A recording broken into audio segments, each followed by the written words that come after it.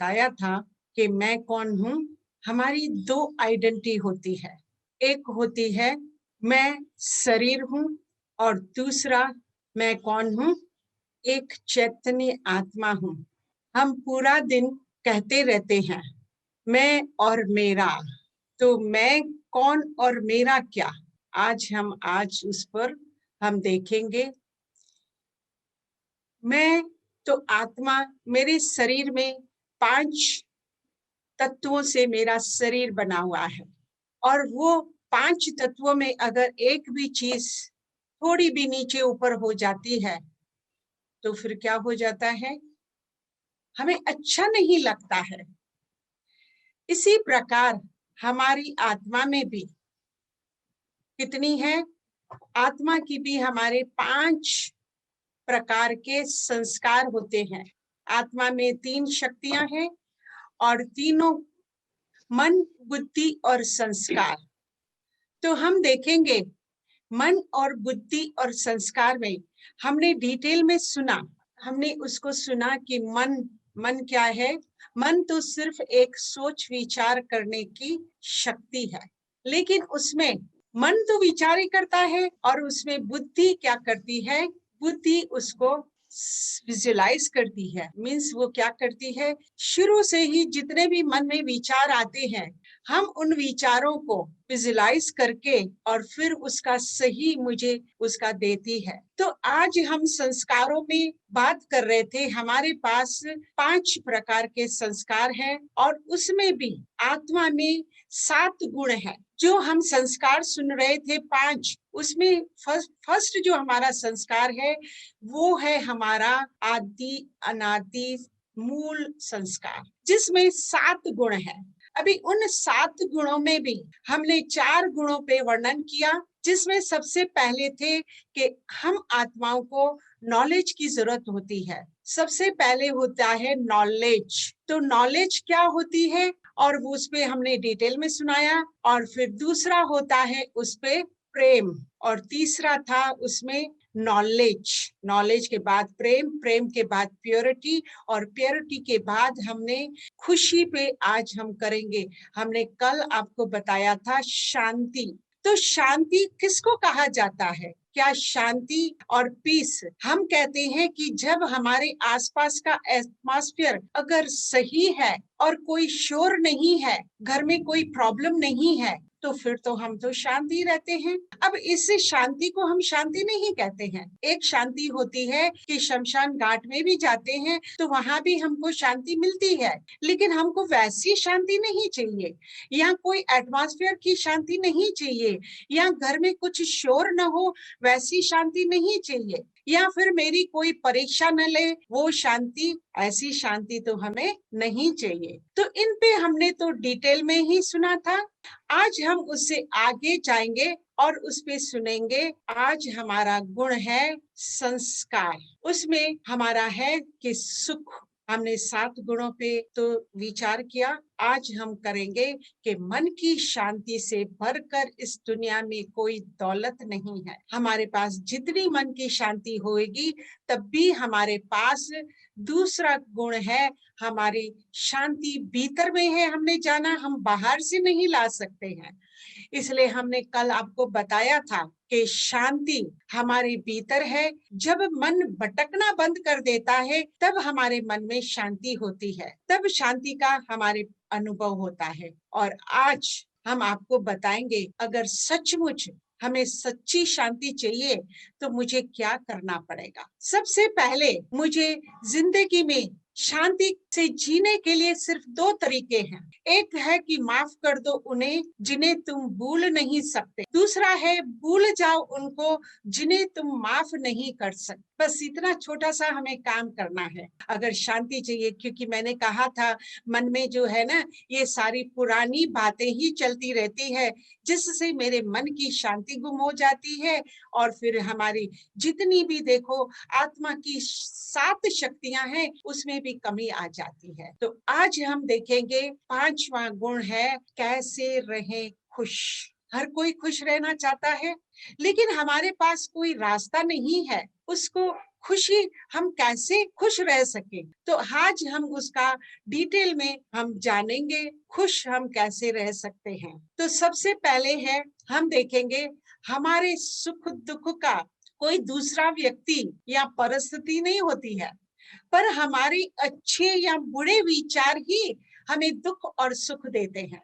हम जब समझते हैं कि मेरे दुख का कारण दूसरा है, ये आजकल देखोगे चारों तरफ है ना, ये ब्लेमिंग गेम चल रही है। वो मास्टर कहेगा कि बच्चे नहीं कुछ समझते हैं, और बच्चे कहेंगे कि मास्टर बरोबर नहीं पढ़ा रहा है, और फिर पेरेंट्स कहेंगे बच्चे नहीं सुन रहे हैं, और बच्चे कहेंगे पेरेंट्स हमको समझते नहीं है, गवर्नमेंट हमको समझती नहीं है, पब्लिक कहेगी, और गवर्नमेंट कहेगी पब्लिक हमको फॉलो नहीं करती। ये जब ब्लेम गेम हमारा शुरू होता है ना, तब आप देखोगे कि हमको बहुत सारा दुख होता है जो अननेसेसरी होता है। इनको हम सब अवॉइड कर सकते हैं। तो हम जब विचार करेंगे अच्छे, क्योंकि देखो हर एक सिचुएशन में या हर एक बातों में क्या हो जाता है, कुछ न कुछ भला समाया होता है, तो हम उस पे अगर सोच विचार करेंगे तभी हमें ज्यादा समझ में आएगा। तो हम आगे आज उसको समझते हैं कि सुख का आधार क्या है। अच्छा बुरा हर कर्म की नींव मन में ही होती है। ये मन एक बीज की तरह है। एक झाड़ कब पैदा होता है, जब में मन में कोई एक अच्छा विचार आएगा, तो आप देखोगे अच्छा ही आप सोचते सोचते दूसरों से अच्छा ही बोलोगे। तो ये जो मेरा मन है वो ही मेरा फाउंडेशन है दुख और सुख का। अगर मन सबका सही हो जाए तो कोई भी व्यक्ति गलत काम नहीं कर सकता। गलत काम से पहले हमारे मन में उसका विचार आता है। लेकिन हमने आपको बताया था मन एक घोड़े की तरह है, वो तो पूरा दिन भागता ही रहता है, लेकिन उस घोड़े को भी हमारे पास बुद्धि रूपी लगाम है। तो क्यों ना हम अपनी बुद्धि रूपी लगाम को भी यूज करें, जिससे हम अपने मन को लगाम लगा सकते हैं, हमारे जो विचार हैं उनको सही दिशा हम दे सकते हैं। तो आपने देखा कि हमारी नींव कौन है, और जब भी दुख उसकी चरम सीमा तक पहुंच जाए तो समझ लेना सुख अब नजदीक ही है। क्योंकि ये सुख और दुख क्या है, आप देखो सुख और दुख में भी क्या हो जाता है, लोग बेवजह ही कोसते हैं बुरे वक्त को। अब भी कौन सा वक्त चल रहा है, बुरा ही चल रहा है, और सब उसको ही कोसते रहते हैं। लेकिन आप उसमें डिटेल में विचार कीजिए कि सचमुच ये जो बुरा वक्त है हम कब सीखते हैं, जब अच्छा वक्त हमारे पास होता है तो किसी को भी कुछ सीखने की जरूरत होती है, कुछ भी नहीं। लेकिन बुरा वक्त होता है या ऐसी कोई परिस्थिति आती है, तब हमें अपनी बुद्धि को क्या करना पड़ता है, बुद्धि को यूज करते हैं, और हम उसको यूज करने के लिए क्या करते हैं, देखते हैं, सोचते हैं, विचारते हैं कि इससे कैसे बाहर निकला जाए। और वो सोच ही हमारे पास क्या करता है, नए नए विचार ले आता है, जिससे हम उससे बाहर निकल सकते हैं। तो हमारी सोच पर ही हमें ध्यान देना है। अगर हम सोच पर ध्यान नहीं देते हैं तो हमारे जीवन में तो दुख तो रहेगा ही। तो आइए हम आज उस पर विचार करते हैं। लोग कहते हैं कि दुख बड़ा बुरा होता है, जब भी आता है तो रुलाता है, मगर हम कहते हैं दुख अच्छा होता है, जब भी आता है तो कुछ न कुछ शिक्षा बड़ी होती है। लेकिन मैं उस शिक्षा को ढूंढ नहीं पाती हूँ, क्योंकि हर चीज में कोई ना कोई शिक्षा समाई होती है। आप उसको ढूंढने की कोशिश कीजिए, वो हम ढूंढ पाएंगे जब हम अपने मन को शांत करेंगे, और फिर उसमें से कुछ न कुछ आपको रास्ता निकल आता है, और बुरे वक्त में ही हम ज्यादा कुछ सीखते हैं। और आज हम देखते हैं, कहा जाता है आना जाना लगा रहता है, दुख आएगा तो सुख जाएगा, करेगा जो भी भलाई के काम उसके ही नाम रह जाएगा। दुख क्या है, दुख तो आएगा जाएगा, वो तो एक सिक्के की तरह है। उसको तो आप देखो, कभी भी कोई भी सिचुएशन एक जैसी नहीं रहती है। अब ये सिचुएशन जो आई है उसमें भी हमें ये नहीं मालूम पड़ेगा कि ये सिचुएशन भी आएगी, लेकिन ये सिचुएशन भी आप देखो गहराई से, तो उसने लोगों को बहुत कुछ सिखा दिया है। मैं तो कहूंगी ये 2020 में हमने तो बहुत कुछ सीखा है। और आदमी साधनों से नहीं, साधना से श्रेष्ठ बनता है। आदमी भवनों से नहीं, भावना से श्रेष्ठ बनता है। आदमी उच्चारण से नहीं, उच्च आचरण से श्रेष्ठ बनता है। अब देखो हमारे पास बहुत सारा भोजन हो, 36 प्रकार का हम भोजन कर रहे हैं, लेकिन उस समय अगर मुझे कोई ऐसी बुरी खबर मिल जाए अपने रिश्तेदारों की, या कोई भी ऐसी सिचुएशन आ गई जिसकी मुझे खबर मिल जाए, तो भोजन तो 36 प्रकार के हैं, उसमें बहुत सारा स्वाद भी है, लेकिन क्या आप खा पाओगे? जब हमारे पास सुख होता है तभी हम उसको ग्रहण कर सकते हैं। हम कहेंगे भले सादी रोटी मिले, लेकिन मुझे सुख शांति से वो खाने दो। अगर बच्चे भी शोर मचाते हैं तो भी हम कहते हैं हमें सुख शांति से भोजन करने दो। तो क्या फर्क पड़ता है हमारे पास कितने लाखों, कितने करोड़ों, कितनी गाड़ियां और कितने घर है, खानी तो बस 2 रोटी है, जीनी तो बस एक जिंदगी है। फर्क सिर्फ इस बात से पड़ता है कि हमने कितने पल खुशी से बिताए और कितनों को खुशी की वजह हम बन पाए। ये बहुत इम्पोर्टेंट है, क्योंकि हम खुद तो खुशी रह सकते हैं, हम बहुत सारे उसके लिए रास्ता ढूंढते हैं खुश रहने के लिए, लेकिन हमारा वजह से दूसरे लोग खुश रहे, ये बहुत इम्पोर्टेंट है। तो आइए हम सुनते हैं एक कहानी जिससे हमें। एक माता थी बड़ी खूबसूरत, उसके आगे तो पड़ी भी शर्मा जाए, वो इतनी सुंदर थी। उसके पास पैसों की भी कमी नहीं थी, करोड़पति थी, बहुत कुछ था उसके पास। एक आलीशान बंगलो, बहुत सारी सुख सुविधाएं, कार भी बड़ी शानदार थी। सदैव हीरोज की नई नई सेट पहनती थी, हर रोज नए नए डिजाइनर कपड़े पहनती थी, नई नई महंगी महंगी वाचाएं भी पहनती थी। कहने का मतलब वो बहुत शौकीन थी, हर लेटेस्ट चीज को खरीद कर उसको शौक था। उसका किसी के साथ भी कोई झगड़ा नहीं होता था, रिश्ते उसके बहुत अच्छे थे और उसको कोई भी पर्सनल प्रॉब्लम भी नहीं था। खैर, ये तो हर एक की इच्छा भी होती है ऐसे रहने की, पर आजकल तो लॉकडाउन ने फिर से अपने को अपनी नानी याद करा दी है। हर कोई लिमिट में रहता है। शुक्राना ऐसे वक्त का जिसने इंसान को बहुत कुछ सिखा दिया। आज संत महात्माओं ने भी चिल्ला चिल्ला कर सिखाना चाहा, पर कोई ने नहीं सीखा। इतना सब कुछ होते हुए भी वो औरत मायूस और दुखी रहती थी। उसे कुछ भी अच्छा नहीं लगता था।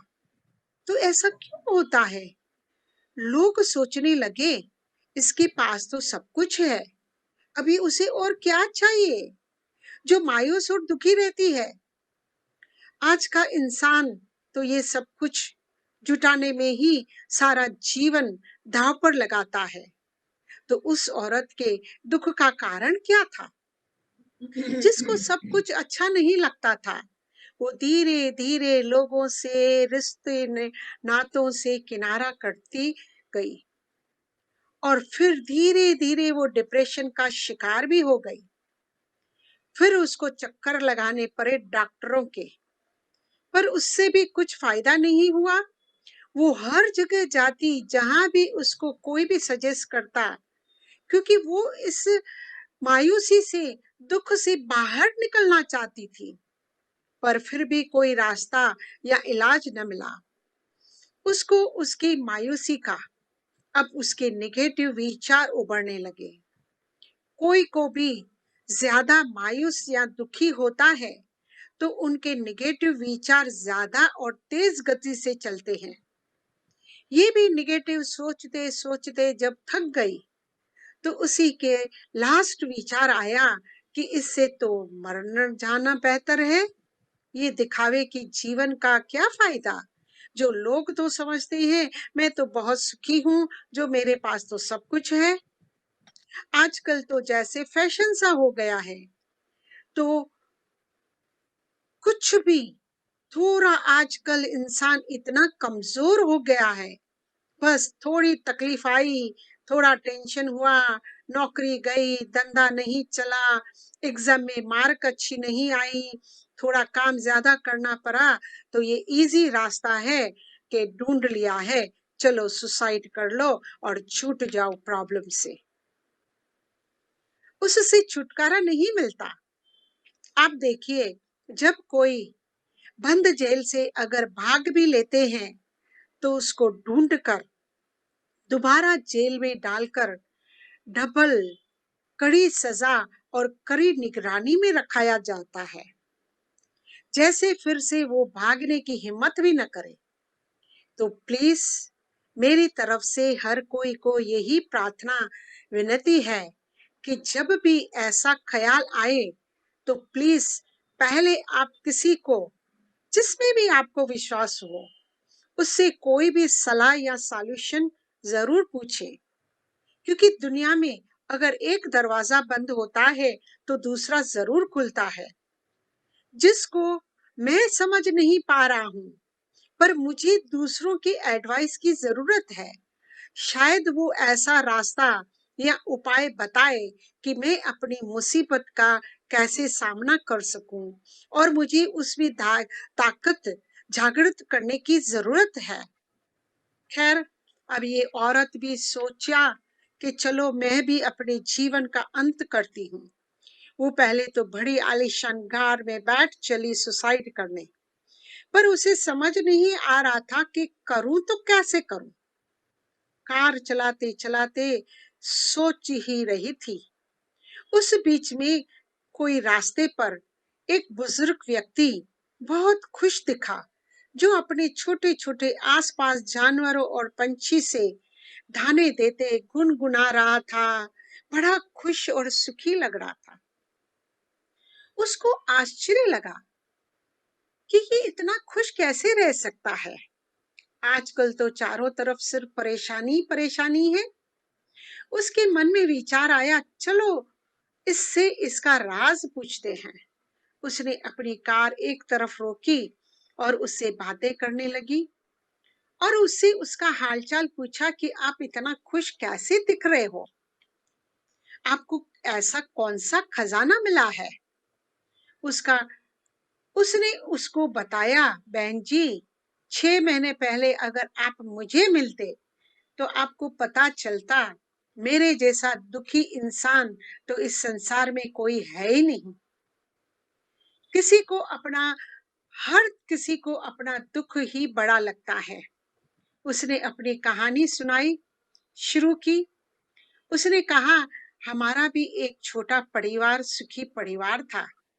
मैं, मेरी पत्नी और एक सुशील नौजवान बेटा था, जो कमाता और हमारी सेवा करता। हम बहुत खुश रहते थे।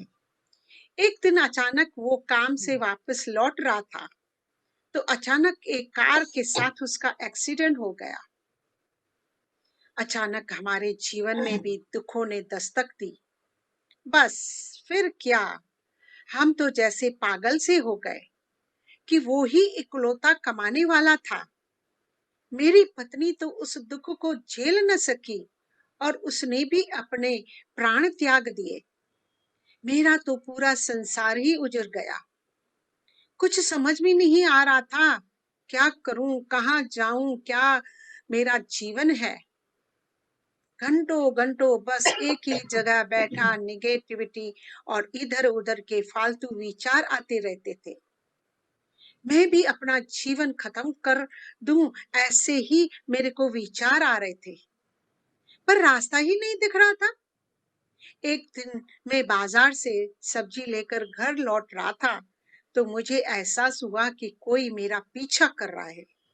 निगेटिव विचारों से इंसान न सिर्फ वीक होता है, पर डरपोक भी हो जाता है। इसने पीछे मुड़कर देखा, एक छोटा नन्हा पप्पी उसके छोटे छोटे पैरों से चलते चलते इनके पीछे आ रहा था। अभी मैं उससे पीछा छुड़ाने के लिए फास्ट फास्ट कदमों से अपने घर पहुंचकर दरवाजा जोर से बंद कर लिया। फिर खाना खाकर सोने जा ही रहा था, तब किसी के रोने की आवाज सुनाई दी। दरवाजा खोला और देखा कि ये तो छोटा पप्पी सर्दी के कारण थरथरा भी रहा है और चिल्ला भी रहा है। बस इसको इस हालत में देख लिया मैंने, मेरा तो दया आ गई। मैंने घर में जाकर एक फटी कंबल ले आया, उस पप्पी को उसमें लपेटकर घर के अंदर लाया। फिर थोड़ा दूध गर्म कर उसको पिलाने को दिया। जैसे ही मैंने कटोरी में दूध डाला, ये तो पपी इतना जल्दी जल्दी जीभ से चट चट चट करके फटाफट दूध पीने लगा और इतना प्यारा सा लगने लगा। बस इसे इतना खुश देखकर मुझे भी पहली बार खुशी महसूस की। इतना छोटे कार्य अगर दूसरों को खुशी दे सकता है, और मेरे मन में भी पहली बार मुस्कुराया और सुख की महसूसता हुई। फिर उस दिन से मेरे विचार भी बदलते गए। मैंने सोचा, अगर दूसरों को खुशी देने और उनका छोटा कार्य करने से, इतने छोटे छोटे कार्य से भी अगर दूसरे खुश हो सकते हैं, तो मैं अपना जीवन भी खुशियों से भरपूर करूंगा। मुझे फिर से जीवन जीने की इच्छा पैदा हुई। उस दिन से बस मन ने ठान ही लिया कि मैं भी अच्छे अच्छे कार्य करके दूसरों को खुशी दूंगा। बस मैंने सोच लिया, अब मैं हर रोज कोई ना कोई अच्छा कार्य करते रहूंगा। इसलिए कभी कभी मैं गरीब अनाथालय में जाता हूँ, तो कभी ओल्ड एज आश्रम में जाता हूँ, तो कभी गरीबों को, कभी जानवरों को, कभी पंछियों को कुछ न दाना देता ही रहता हूँ। बस इतने छोटी हेल्प से दूसरों को खुशी देखकर मेरा मन भी खुश होता है। इसकी कहानी सुनते ही इस माता भी फिर जीने की इच्छा हुई, हिम्मत आ गई वापस। उसने सोचा, मेरे पास तो भगवान का दिया हुआ सब कुछ है, तो आज से मैं भी हर रोज ये छोटे छोटे अच्छे काम करके दूसरों को और अपने को खुश रखूंगी। और उसने भी दूसरों की निस्वार्थ सेवा करके अपना जीवन सफल किया और सुखी हो गई।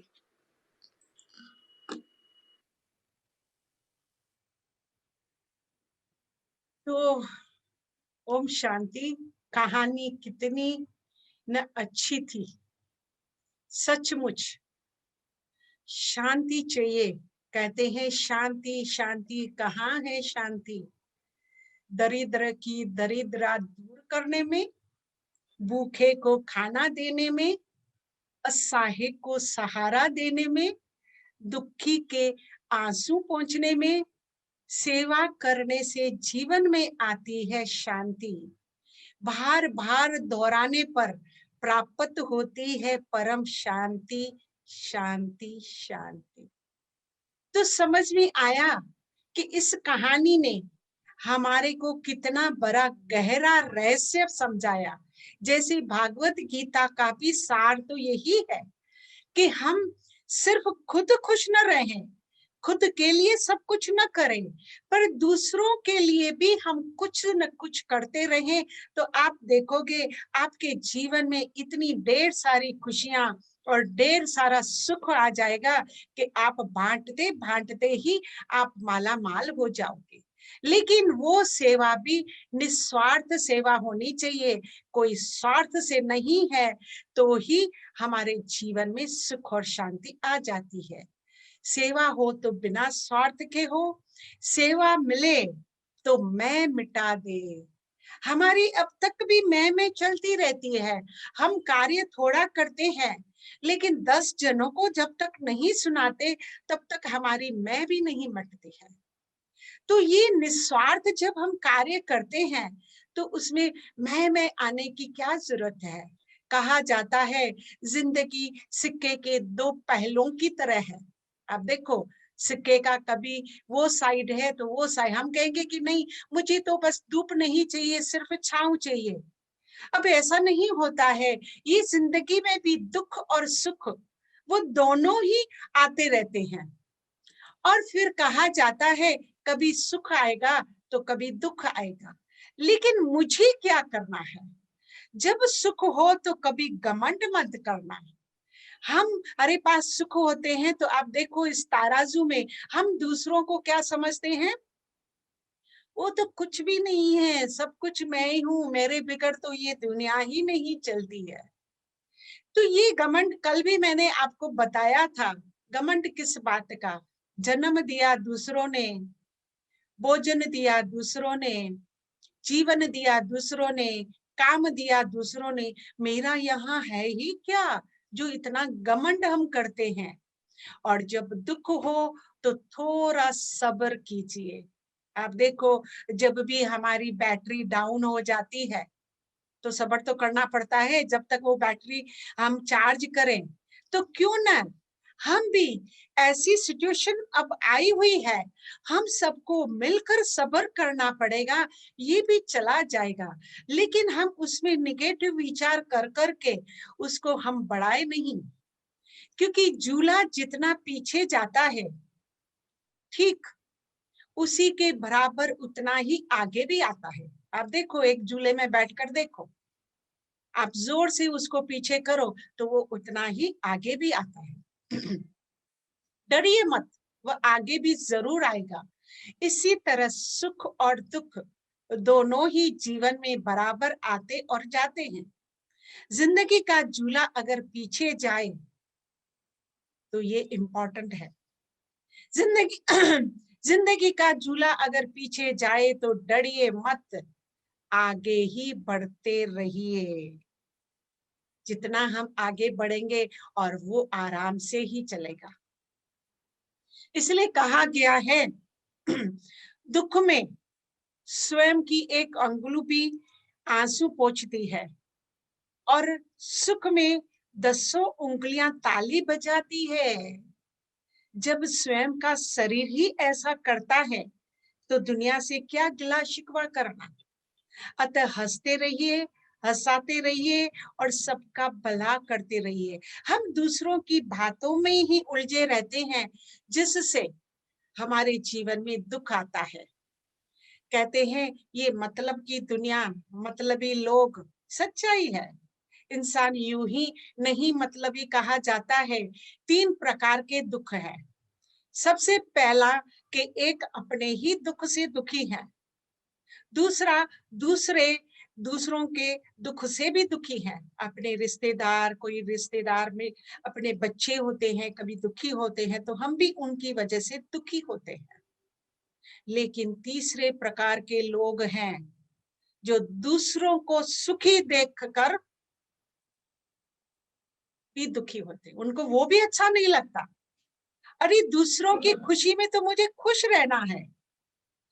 और आजकल ये जेलसी चल पड़ी है, दूसरा कोई सुखी है तो मैं उसे सुखी भी नहीं देख सकती हूँ, और मैं अपने आप ही अपने पास उसको क्या करती हूँ, सुख और दुख। हमारे परिवार के तो सदस्य नहीं है ना, क्या हुआ, हमारे साथ हमेशा तो नहीं होंगे ना, लेकिन मेहमान है, वो भारी भारी आएंगे और कुछ दिन ठहर कर चले जाएंगे। तो आप प्लीज उससे निराश मत होइए। अगर वो नहीं आएंगे तो अनुभव हम कहाँ से लाएंगे? ये सारी चीजें, हर चीज से, सुख हो या दुख हो, दोनों से हम कुछ न कुछ सीखते हैं। हमेशा सीखते रहिए। कुछ भी जीवन में हमारे दुख क्यों है? लोग कहते हैं कि वास्त्र शास्त्र वाला बोलेगा घर बदलो, तो हम जल्दी घर बदल देंगे, लिबास बदलेंगे, रिश्ते बदलेंगे, दोस्त बदलेंगे, फिर भी परेशान क्यों है? क्योंकि वो खुद को नहीं बदलते। ये सारे करने से कोई हमारे पास सुख नहीं आ जाएगा। दरवाजा चेंज करो, ये उसका सिचुएशन चेंज करो, और अपने मन को तो हमने चेंज ही नहीं किया। तो हमें अपने मन को चेंज करना है। इसलिए आपने देखा होगा महाभारत में कुंती हमेशा श्री कृष्ण से दुख ही मांगती थी। क्यों? उसने कहा तुम मुझे ज्यादा याद आती हो। दुख में ही भगवान याद आता है और सुख में क्या हो जाता है। अब हम एक स्टोरी सुनते हैं। ये है शेख फरीद, सूफी है। सूफी फकीर था शेख फरीद। उसकी प्रार्थना में एक बात हमेशा होती थी, दुख। उसके शिष्य उससे पूछने लगे कि ये बात हमारी समझ में नहीं आती। हम भी प्रार्थना करते हैं, औरों को भी हमने प्रार्थना करते देखा है, लेकिन ये बात हमें कभी समझ नहीं आती। आप रोज रोज ये क्या कहते हो कि हे प्रभु थोड़ा दुख मुझे दो, रोज देते रहना, ये भी कोई प्रार्थना है? लोग प्रार्थना करते हैं सुख दो, और आप प्रार्थना करते हो हे प्रभु थोड़ा दुख रोज देते रहना। फरीद ने कहा कि सुख में तो मैं सो जाता हूँ और दुख मुझे जगाता है। सुख में तो मैं अक्सर परमात्मा को भी भूल जाता हूँ और दुख में मुझे उसकी याद आती है। दुख मुझे उसके करीब लाता है, इसलिए मैं प्रार्थना करता हूँ हे प्रभु इतने कृपालु मत हो जाना कि सुख ही सुख दो। मुझे अभी अपने पर भरोसा नहीं है। अगर तू केवल सुख देगा तो मैं सो जाऊंगा। तू अलार्म बजाता रहना, थोड़ा थोड़ा दुख देते रहना, ताकि याद उठती रहे, मैं तुझे भूल न पाऊं, तेरा विस्मरण भी न हो। सब देखने का ढंग पर सब निर्भर करता है। जिसने खोया नहीं उसे पाने का मजा नहीं मिलता। इस जिंदगी के विरोध अभ्यास को जो समझने लगे उसने जीवन का सारा राज समझ लिया। दुख चुनौतियां हैं, विकास का अवसर है, ये अनिवार्य है। इनके बिना तुम जागोगे नहीं, कौन जगाएगा तुम्हें? हालत तो यह है कि दुख भी नहीं जगा पा रहा है लोगों को। तुमने दुख को भी अपने भीतर धीरे धीरे राजी कर लिया है। एक तो समझ में आया कि दुख, हर कोई दुख में ही ज्यादा प्रभु को याद करता है। सुख में तो हम अलबेले हो जाते हैं और अच्छी नींद करते हैं। इसलिए कहावत, ये जो गुरु नानक ने कहा था, दुख में सुमरण सब करे, सुख में करे न कोई। लेकिन आगे बाकी नहीं बोलते हैं, क्योंकि आगे हमने समझा ही नहीं है। हम आधी ही लाइन ही खाली रिपीट करते रहते हैं। पर उसके आगे उसने कहा, जो सुख में सुमरण करे तो दुख काहे को हो। कहने का मतलब क्या है कि हमें दुख हो या सुख हो, दोनों में मेरे को अपनी मन की स्थिति अच्छी रखनी है, बस। वैसे भी ये बहुत अच्छा है, अच्छे लोगों को भगवान परीक्षा बहुत लेता है परंतु साथ नहीं छोड़ता, और बुरे लोगों को भगवान बहुत कुछ देता है परंतु साथ नहीं देता। कई बार हमारे मन में ऐसा होता है कि हम तो इतने अच्छे हैं, फिर भी हमारे पास ये नहीं है, मेरे पास वो नहीं है। लेकिन वो तो देखो कितना आलीशान बंगला है, वो तो कितना चैन से सोते हैं। नहीं, ऐसा नहीं है। इसलिए हमें भी क्या करना चाहिए, सदैव हमें भी जो सुख में साथ दे वो रिश्ते होते हैं, और जो दुख में साथ दे वो फरिश्ते होते हैं। लेकिन जो दुख हर कर सुख दे वो सबके मालिक हमारे ईश्वर ही होते हैं। आप देखो, उसके बिगर हमारे जीवन में तो कुछ भी नहीं है। मन में जो है वो साफ साफ कह देना चाहिए, क्योंकि सच बोलने से फैसले होते हैं और झूठ बोलने से फासले बढ़ते हैं। तो हमें हमेशा जीवन में दूसरों के साथ सच्चे सच्चे रहना चाहिए, क्योंकि दुख का कारण भी वही होता है। वो सुख दुख में साथ निभाना, वो मालिक के जश्नों को मनाना, अनकहे अंदाज में प्यार को जताना, ऐसा ही होता है परिवार का खजाना। परिवार में खुश रहने के लिए यही है। खुश रहना चाहते हो तो बीते हुए समय में न उलझे, भविष्य की चिंता न करें, सिर्फ वर्तमान पर ध्यान लगाएं और सही तरीके से काम करें। इससे वर्तमान और भविष्य दोनों सुधर जाते हैं। कितना सिंपल बातें हैं जिसको हमने कभी जीवन में सोचा नहीं कि इतने छोटे छोटे। आप देखो, जब लोग किसी को पसंद करते हैं तो उसकी बुराई भूल जाते हैं। एक माँ होती है, बच्चे में कितनी भी बुराई हो लेकिन वो उसको कभी भी बाहर जाकर नहीं बताती है, लेकिन हम अगर किसी की सुनते हैं तो 10 को जाकर सुनाते हैं। और जब किसी से नफरत करते हैं तो उसकी अच्छाई भूल जाते हैं। हर एक व्यक्ति ने हमारे साथ 100 अच्छाई की, लेकिन एक भी प्रॉब्लम आया तो हम उसको ही वर्णन करते रहते हैं। सुख सुबह जैसा होता है, मांगने पर नहीं जागने पर मिलता है, तो जागो। सुख दुख की धूप छांव से आगे निकल के देख, इन ख्वाहिशों के गांव से आगे निकल के देख। तूफान क्या डुबाएगा तेरी कश्ती को, आंधियों की हवाओं से आगे तो निकल के देख। कितना सिंपल है। कहते हैं मुस्कुराना हर किसी के बस का नहीं, मुस्कुरा वो ही सकता है जो दिल का अमीर होता है। तो मुस्कुराने के बहाने जल्दी खोजो, वरना जिंदगी रुलाने के मौके तलाश लेगी। तो हमारा घर में अगर सुख शांति चाहिए तो हमें भी क्या करना पड़ेगा, हमेशा एक साथ रहना पड़ेगा। तो ये था हमारा सुख की पॉइंट। अब चले हम रोज तरह की तरह थोड़ी मेडिटेशन करते हैं और मन को थोड़ा शांति देते हैं। आप अपने आसपास के हो रहे आवाज और हलचल को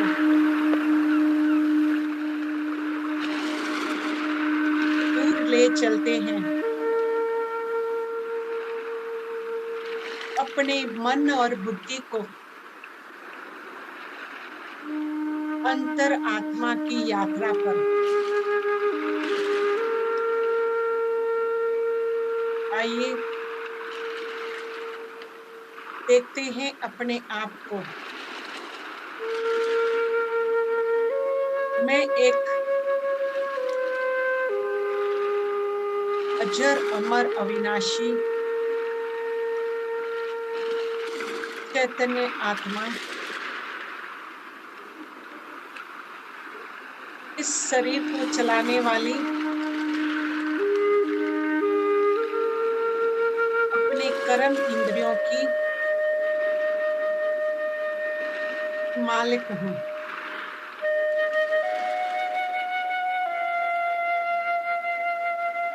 मुझ आत्मा में 3 मूल शक्तियां हैं, मन, बुद्धि और संस्कार। मैं आत्मा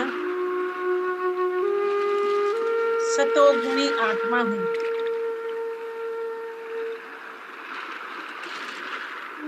सातों ही गुण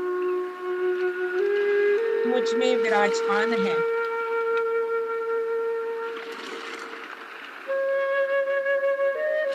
आज मुझे ज्ञात हुआ, आभास हुआ कि खुशी मेरी अपनी संपत्ति है, अपना स्वधर्म है। वो भीतर ही है, कहीं बाहर नहीं है।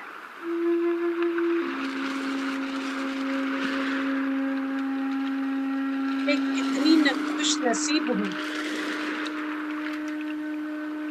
खुशनुमा हूँ, खुश मिजाज हूँ।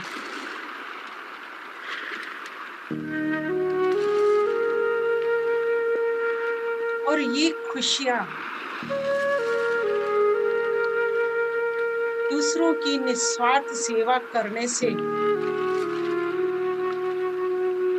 मैंने प्राप्त कर ली है। भी हो रहा है उसके पीछे कुछ न कुछ बला समाया हुआ है। इस ज्ञान को मैं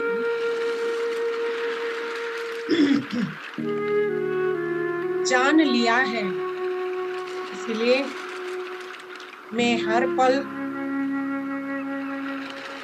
हर परिस्थिति, हर सिचुएशन,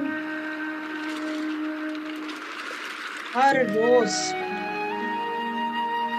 खुश रहती हूँ।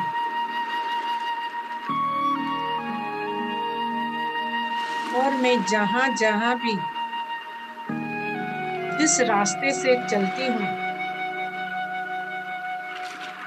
वह खुशियाँ ही खुशियाँ बखेर देती हूँ। और अगर मुझे कोई रास्ता नहीं मिलता तो उस रास्ते पर भी मैं अपनी कदमों से खुशियाँ बटोरती हूँ।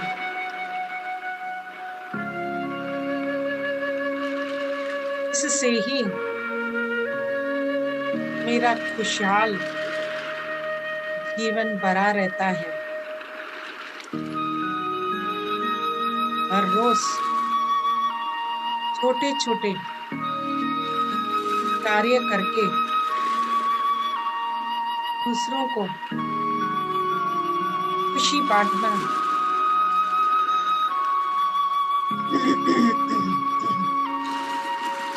अब तो जैसे जीवन का रूटीन हो गया है। हम सब मिलकर रोज आपस में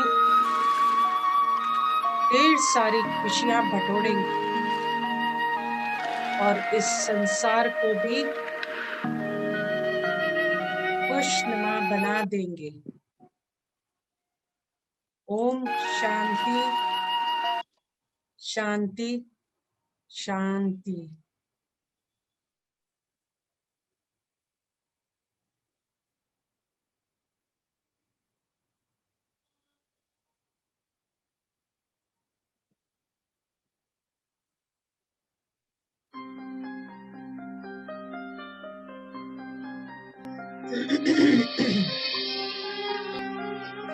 Thank you so much, Beena. God bless. So nice.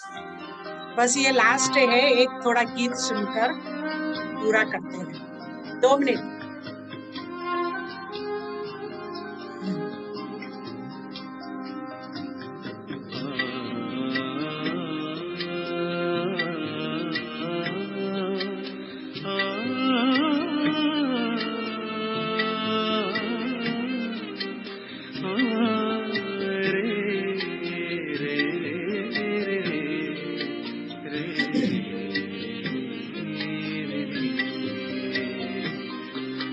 सुख इतने पाए हैं प्यारे प्रभु के प्यार में।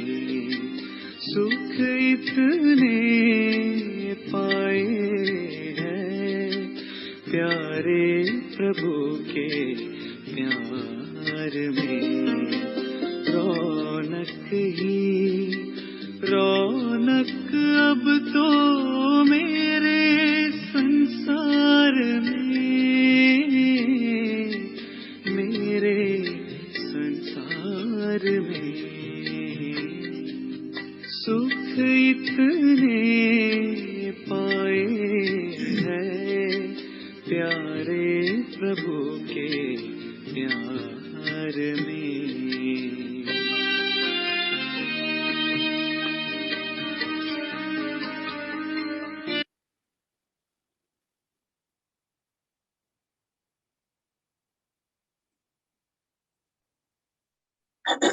ओम शांति। ओम शांति। किसी को कोई सवाल पूछना हो तो वेलकम। बहुत अच्छा लगा, बहुत अच्छा लगा। Thank you very much. किसी को किसी को कोई सवाल है तो प्लीज अनम्यूट कर कर आप पूछ सकते हो।